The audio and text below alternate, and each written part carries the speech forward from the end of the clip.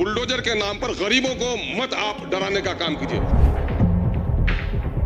बिहार को अगर विशेष राज्य का दर्जा या सेंटर से कोई पैकेज मिलता है तो वो गरीबी की वजह से, और सबसे बुरा हाल सीमांचल का है, और सीमांचल के बारे में एक शब्द भी इसमें नहीं कहा गया है। अकलियतों की 2 लाख नौकरी और शेड्यूल कास्ट की 1 लाख नौकरी खत्म कर दी गई है, उस पर कोई चर्चा नहीं हुआ। आई थी और राष्ट्रीय स्तर पर इसका चर्चा हुआ कि बिहार में जाति आधारित गणना हुआ, लगभग 500 करोड़ नकद और सरकारी कर्मियों के खर्च को जोड़ रहे तो 5000 करोड़ का खर्च हुआ है। लेकिन आज जिन लोगों को सर्वे इसलिए कराया गया था कि जिन लोगों की हालत खराब है उनको अच्छा किया जाए, लेकिन उसमें अकलियतों की 2 लाख नौकरी और शेड्यूल कास्ट की 1 लाख नौकरी खत्म कर दी गई है, उस पर कोई चर्चा नहीं हुआ।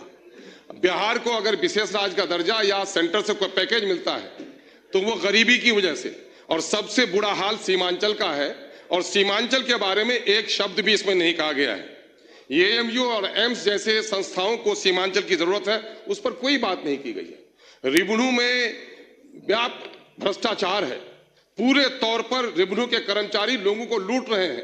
साइकिल, पोशाक, मध्याह्न भोजन सब जोड़ लें, जितना आप देते हैं उससे कई गुना ज्यादा रैयतों से लोग वसूल कर रहे हैं, उस पर कोई कार्रवाई नहीं हो रही है। हेल्थ के मामले में अगर आप देखेंगे, मेरे विधानसभा क्षेत्र और सीमांचल की यही हालत है कि मेरे यहाँ 35 डॉक्टर होना चाहिए 5 लाख आबादी में, सिर्फ 11 डॉक्टर हैं।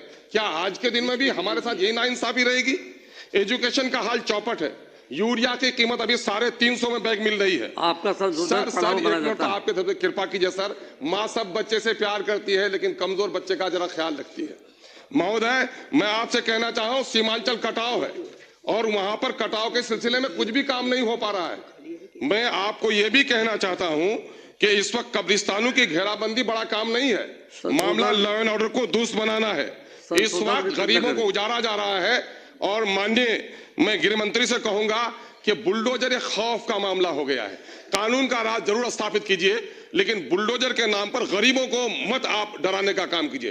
अमीरों के जो महल बने हैं गैर कानूनी तौर पर, उन पर बुलडोजर लगा दीजिएगा तो यकीनन है कि आपको हम लोग शाबाशी देंगे।